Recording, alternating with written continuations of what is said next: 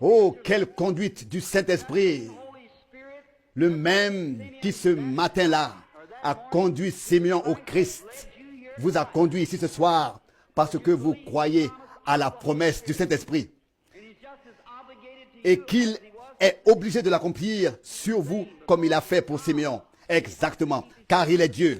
Il doit tenir sa parole. Je peux voir Simeon. Il a supplié, il a désiré voir le Christ. Il croyait ce que la parole lui disait.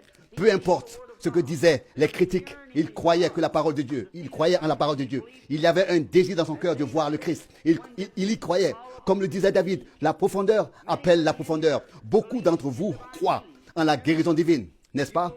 Vous croyez à la guérison divine? La raison pour laquelle vous croyez en la guérison divine prouve qu'il y a une guérison divine. Quand nous sommes arrivés en Amérique, nous avons trouvé l'Indien. Il adorait quelque chose, le soleil, la lune et la nature. Car ce désir était en lui, en tant qu'homme. Il savait qu'il y avait un créateur.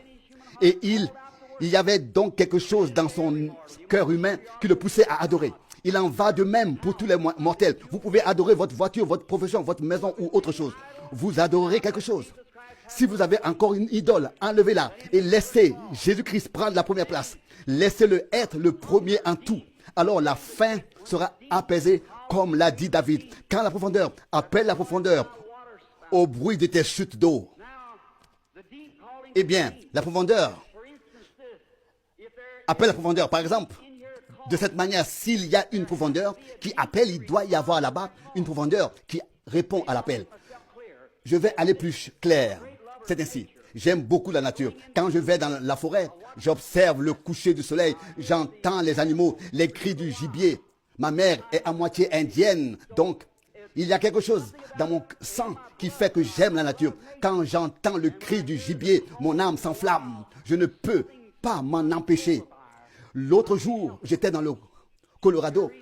Je me tenais là-haut, sur une montagne, et j'observais une vieille mère aigle qui sortait ses petits du nid sur ses ailes et les déposait dans un vert pâturage. Puis, elle est retournée au sommet de la montagne très haut, sur le plus haut rocher qu'elle pouvait atteindre et s'est posée. Elle s'est mise à veiller, à observer. Je l'ai observé à travers mes jumelles. Mon cheval était attaché à un arbre. J'ai dit, Seigneur, j'aime ça. Il me semblait sentir quelque chose. Avez-vous déjà été près d'un nid d'aigle? Il est fait de bâtons pointus et d'autres choses. Ces pauvres petits aigles devaient marcher sur les bâtons et les épines. Ils ne connaissaient rien d'autre